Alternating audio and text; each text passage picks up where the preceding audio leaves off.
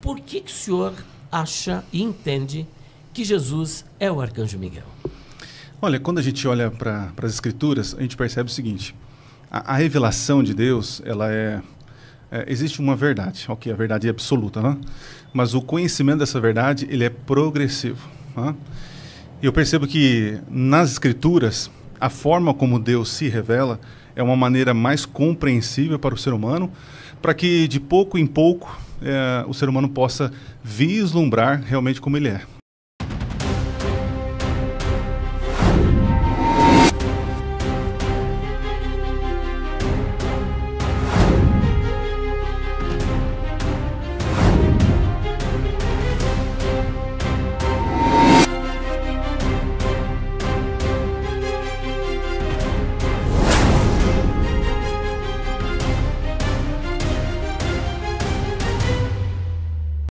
Então, quando eu olho para a figura do Arcanjo Miguel, eu percebo o seguinte, que na revelação do Arcanjo existem elementos que não podem ser considerados apenas como um anjo. Né? Então, deixar muito claro aqui, perfeito, nós não acreditamos que ele é uma criatura. Né? Isso existe uma diferença aí até com os TJs. Né? Nós acreditamos que ele é Jesus Cristo e ele se manifesta, ele aparece, ele tem suas funções e aparece nessa forma de Arcanjo Miguel. A senhora não acredita que Miguel seja uma criatura? Não, de maneira alguma. Certo. De maneira alguma. Então, existem elementos nesta revelação para o homem, onde ele está em batalha, onde ele está em questão de ressurreição, defendendo o povo. Perfeito. Então são atributos que Jesus Cristo já opera desde o início do mundo. Como ele já falou bastante, dá um exemplo desse e gostaríamos de ouvir a sua explicação, a fundamentação bíblica que levou o senhor a entender que ele realmente é Jesus.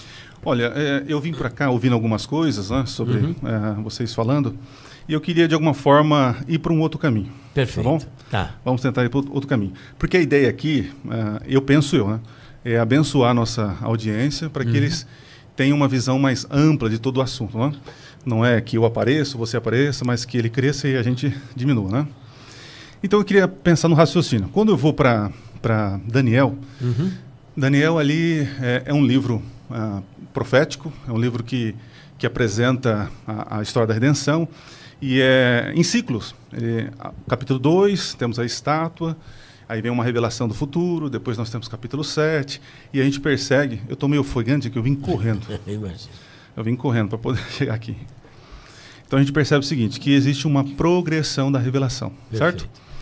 Então, quando você olha para o capítulo 2 de Daniel, você vê a pedra. A pedra, Cristo, a pedra. Versículo 44. Ok.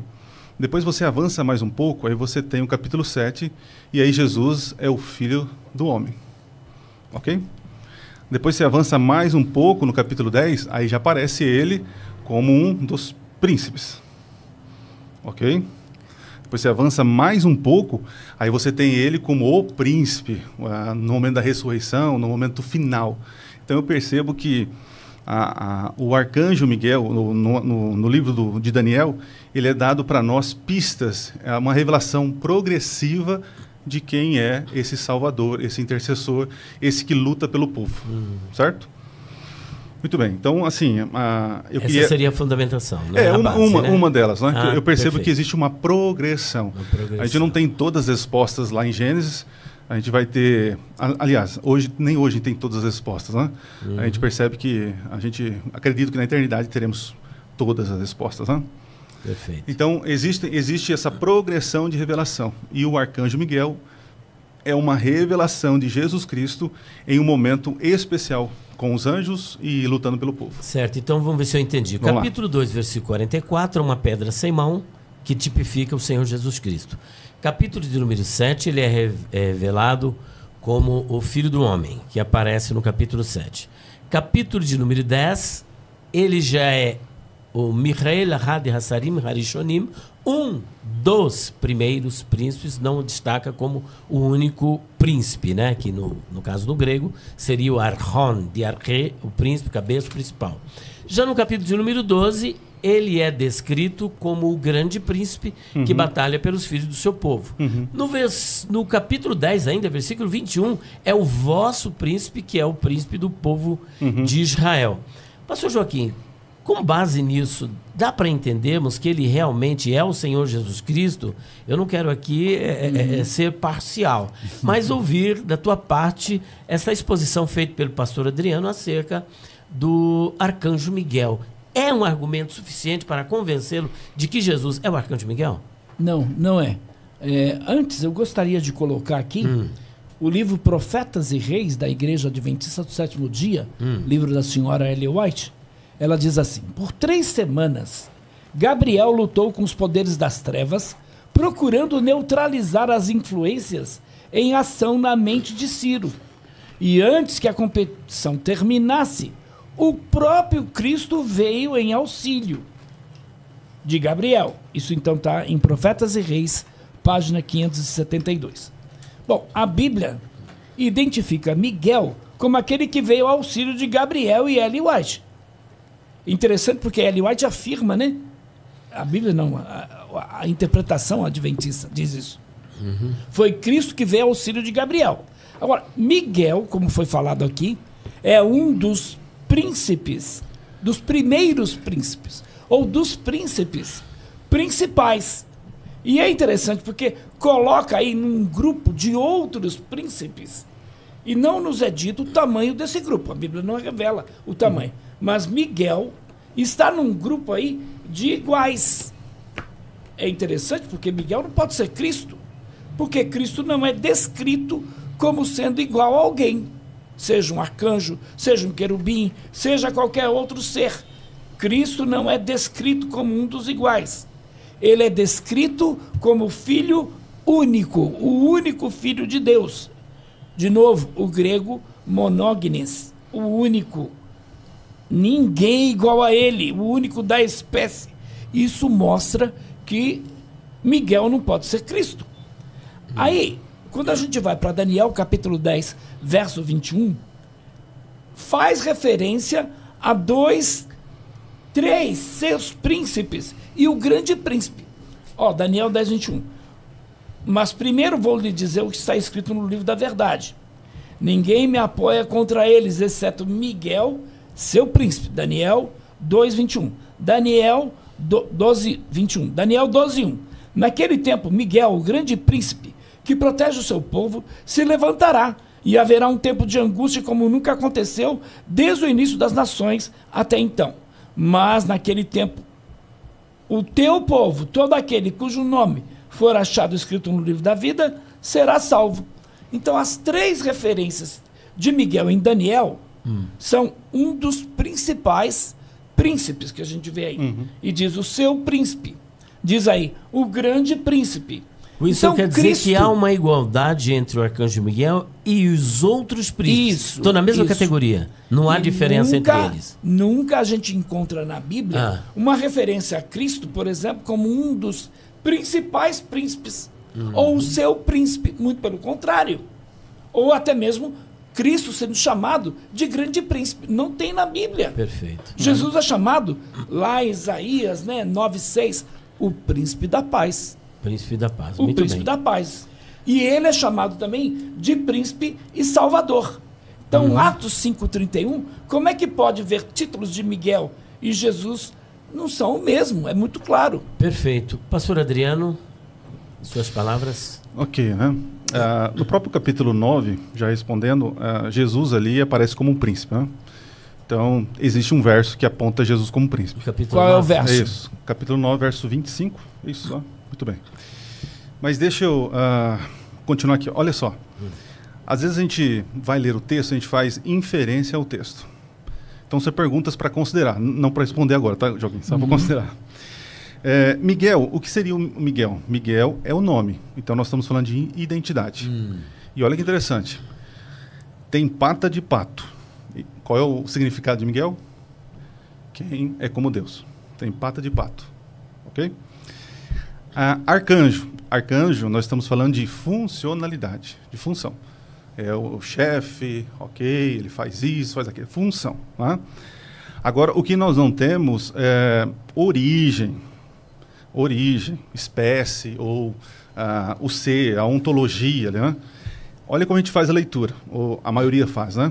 E eu sei que alguns vão ficar nervosinhos, porque eu vou contrariar um pouquinho Ellen White, tá? Então, mas tudo bem, como não é questão de salvação, tá tudo certo, tá? A gente lê assim, ó, o arcanjo Miguel, um dos príncipes. Só que Miguel é um dos príncipes. Ele é arcanjo. O fato dele ser arcanjo e ter essa função não faz com que os outros sejam arcanjos e estejam a mesma função. Entende? Nós lemos de trás, do fim para o começo. Isso é errado. Então o senhor acredita que existe, além de Miguel, existem outros arcanjos? Então, aí que tá. Pela colocação que você fez, é o contrário. Que deu para entender. É o contrário. Ellen White diz isso. Isso, Ellen White diz Ellen isso. White diz isso. Uhum. Então, assim, na minha Você leitura... não diz isso. Oi? Você não diz isso. Eu começo a pensar diferente. Que ele é o único. Ele é o único. Entendi. Pela minha leitura bíblica, eu percebo que nós inferimos coisa no texto. Porque o que é origem... Nossa, o que está dizendo então, Ellen a White visão está errada. adventista. Não só Ellen White está eu estou errada falando quando da ela questão... diz arcanjos. Eu estou falando com relação à espécie. Perfeito. A minha ideia aqui é que o arcanjo é uma função. Função, muito bem. É uma função. Aí ele fala, ele é um dos príncipes. Ok? Dos o fato dele primeiros, ser arcanjo, função, não torna os outros príncipes também arcanjo com função. Entende? Então, eu vejo o seguinte, que esses príncipes, até eu busquei alguns textos, algumas coisas, esses príncipes não são revelados o que é esse príncipe, o que são, que espécies são. A gente presume, porque Miguel, o arcanjo, é um dos príncipes, logo o arcanjo, os outros príncipes também são arcanjos. E não é uma leitura, né? É uma leitura assim, que a gente está induzindo uma conclusão a partir da função de Miguel. Né? Pensando assim, olha só, quando a gente vai para o capítulo 10, e Daniel ele tem uma visão ali, e essa visão assim, é incrível. Joaquim, agora eu pergunto para o senhor. Aquela visão no capítulo 10, em que Daniel tem aquela visão, acontece todas aquelas situações, aquele ser poderoso, quem o senhor entende que seja esse ser que aparece para ele? A gente tem as chamadas teofanias. O que é teofania? Manifestações de Deus.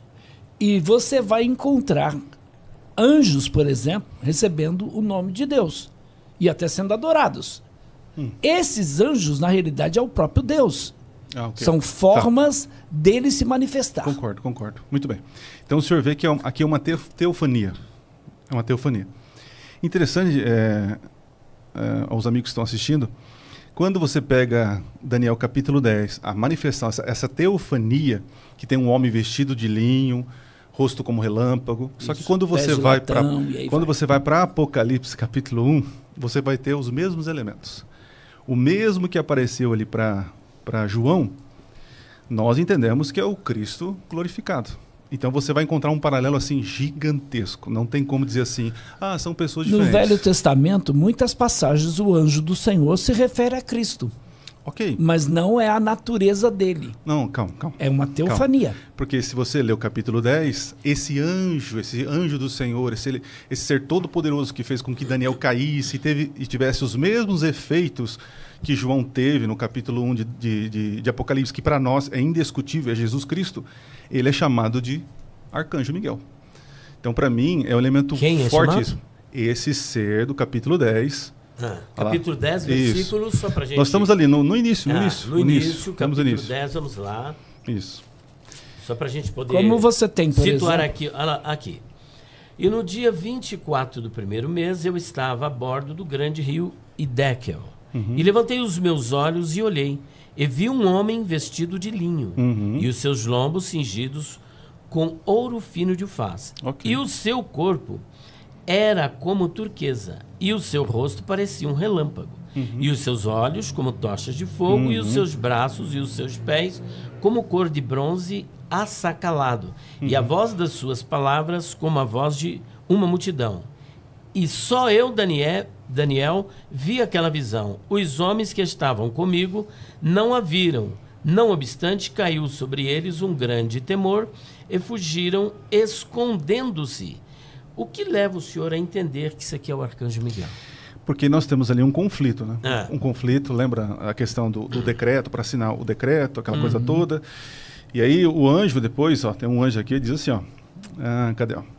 Vamos para o verso 12. Então ele me disse, não tenha medo, Daniel, porque as suas palavras foram ouvidas desde o primeiro dia em que você dispôs o coração a compreender e a se humilhar na presença de seu Deus. Foi por causa dessas, das suas palavras, que eu vim. Mas o príncipe, olha lá, príncipe do rei da Pérsia, me resistiu durante 21 dias. Porém, olha lá, Miguel, um dos príncipes mais importantes, veio me ajudar. E eu fiquei ali com os reis da Pérsia. Agora eu vim para fazer com que você entenda o que vai acontecer com o seu povo nos últimos dias. Porque a visão se refere a dias ainda distantes. Eu vejo, quando eu olho o capítulo 10, eu vejo uma manifestação desse Miguel chegando. Interessante que Daniel, quando tem contato com outros anjos, ele conversa, vem para explicar, tal. Mas esse ser que apareceu aqui, esse ser, na minha visão, eu percebo que é o Miguel que chegou para resolver o problema. Essa mesma aparição aqui, nós encontramos lá em Apocalipse, os mesmos efeitos que aconteceu com João.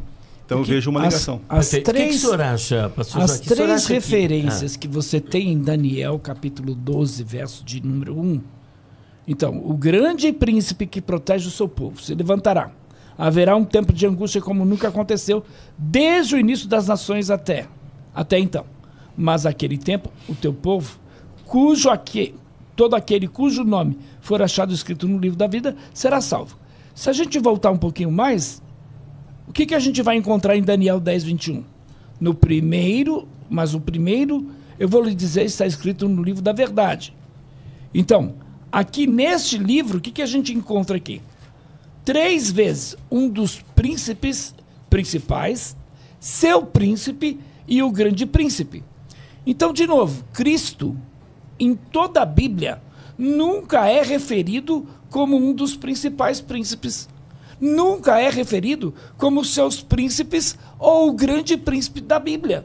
Você não encontra isso. De novo, Jesus é chamado de o príncipe da paz, como está lá em Isaías 9,6. Ele é chamado de príncipe e salvador. Então, quando a gente vai para Atos, capítulo de número 5, verso de número 31, olha o que diz Atos 5:31. É importante a gente saber esse contexto aqui. Por quê? Porque um anjo não pode ser adorado. 5:31. Diz assim: Deus, porém, com sua destra, o exaltou a príncipe salvador, a fim de conceder a Israel o arrependimento de remissão de pecados. Então, quem é esse aqui? Não é um anjo, é Jesus.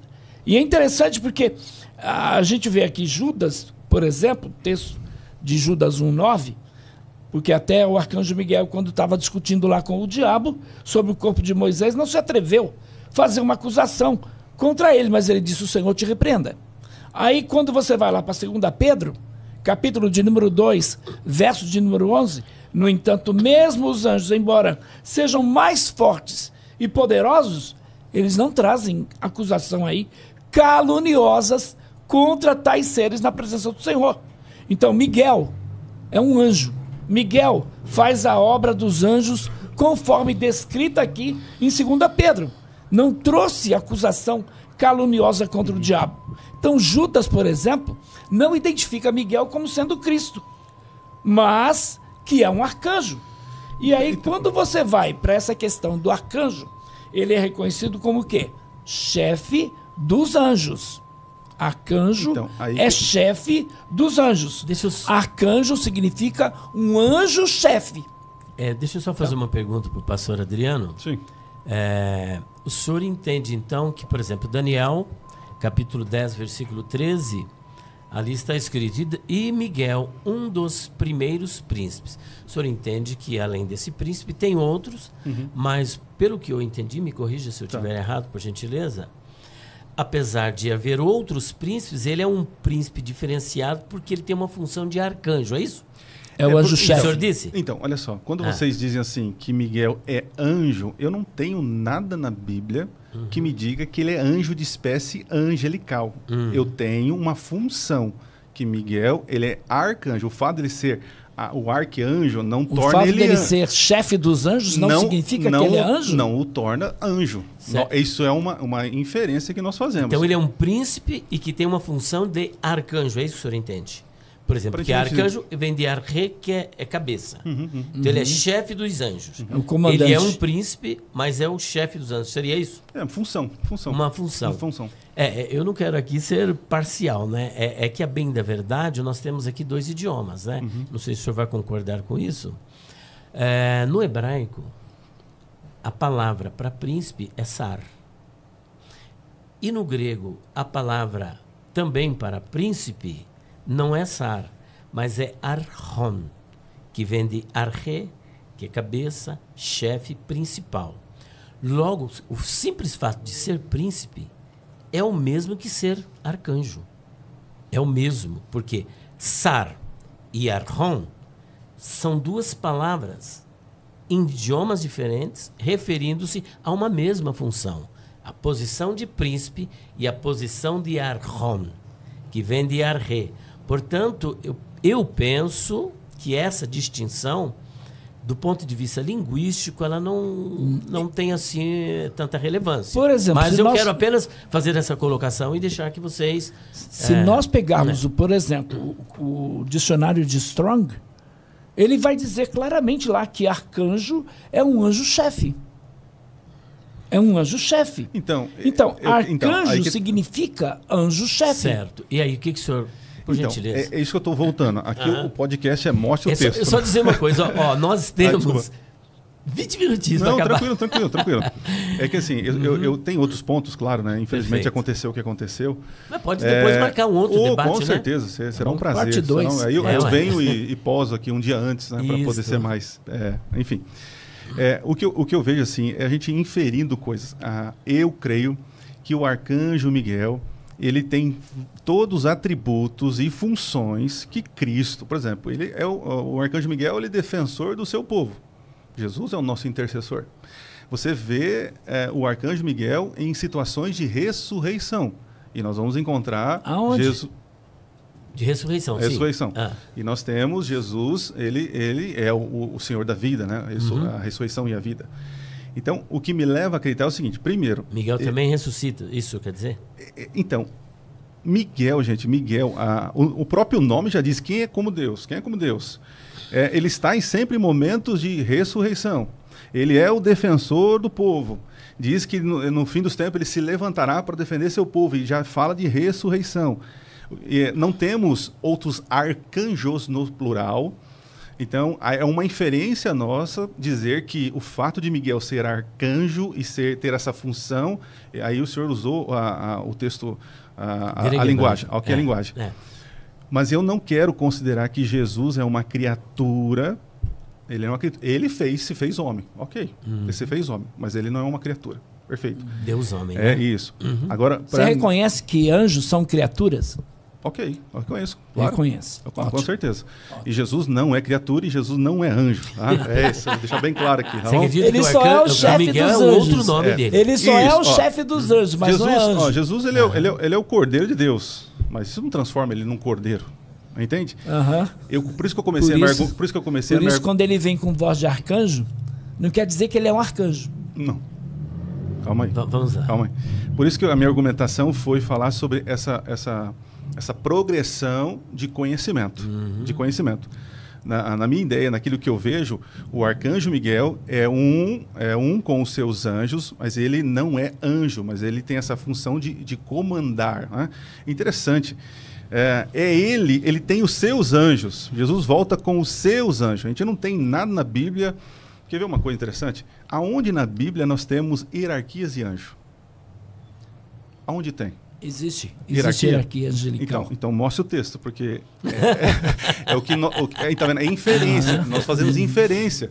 Nós criamos classificações de anjos. E aí a gente coloca, não, querubim é porque ele está ali perto de Deus, então ele está ali mais forte. Não, tem os serafins. Só que aí já é um outro assunto, mas quando você vê querubins e serafins... Você acha que o arcanjo não é superior aos anjos? Não.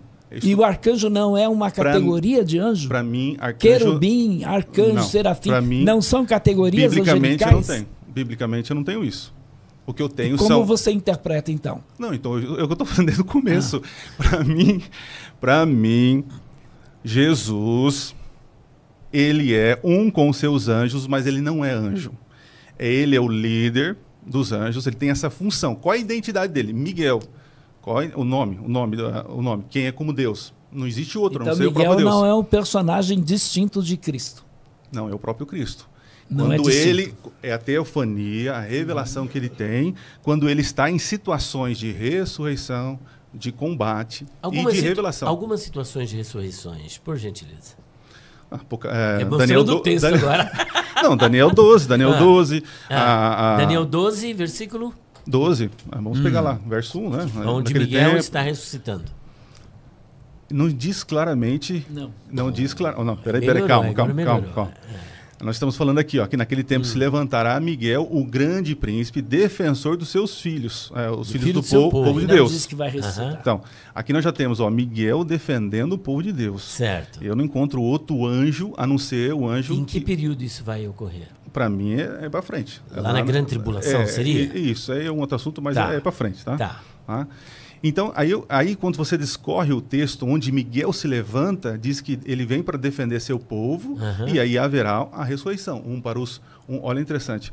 Um para a vida eterna e outros para a morte. Isso é concomitantemente, logo em seguida, a defesa já ressuscita? Aí seria um outro assunto. Mas enfim, aí você vai para Jesus, no capítulo 5 de João, texto que vocês conhecem. Aí aparece Jesus falando, naquele dia vão ouvir a voz do Filho do Homem. Né? Aí depois você tem o texto tão conhecido. Isso. Aí, é interessante que quando você lê alguns versos antes, aparece o seguinte,